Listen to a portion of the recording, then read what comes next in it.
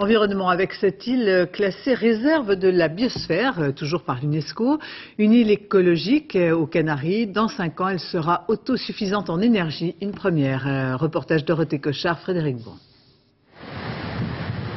Hierro est la plus petite des îles Canaries. 10 000 âmes seulement. C'est aussi probablement la plus soucieuse de l'environnement. Bien sûr, il y a des initiatives classiques. Par exemple, pour éviter de prolonger les raccordements électriques sur toute l'île, on incite les habitants du bord de mer à se fournir en énergie renouvelable. L'année dernière, Antonio Grillo a acheté une installation photovoltaïque. Elle transforme l'énergie solaire en électricité. 4 000 €. Le gouvernement des Canaries en a payé 60%. Ce qui m'a surpris, c'est la capacité électrique.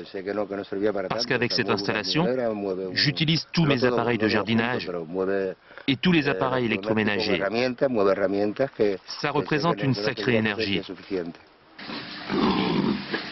Le gouvernement local va plus loin. Depuis 7 ans, il finance cette ferme expérimentale qui fabrique du biogaz. Explication. Tout commence avec le purin des cochons. Il est récupéré sous la dalle. Il passe là-dessous, dans un tuyau, vers la partie extérieure. Il arrive ensuite jusqu'au biodigesteur, un réservoir dans lequel il fermente et ça produit du gaz qui alimente un transformateur électrique. Hierro nourrit une autre ambition. Devenir la première île au monde dont l'énergie produite soit à 100% renouvelable. Voici son projet. L'eau sera pompée dans la mer, passera dans une usine de désalinisation, sera de nouveau pompée pour être stockée dans un réservoir naturel situé en altitude, prêt à alimenter une centrale hydroélectrique. Et l'ensemble du système sera alimenté par un parc d'éoliennes. C'est un projet possible parce qu'ici, à Hierro, d'abord, il y a peu d'habitants, et ensuite, on est dans une situation géographique qui nous assure du vent 365 jours par an.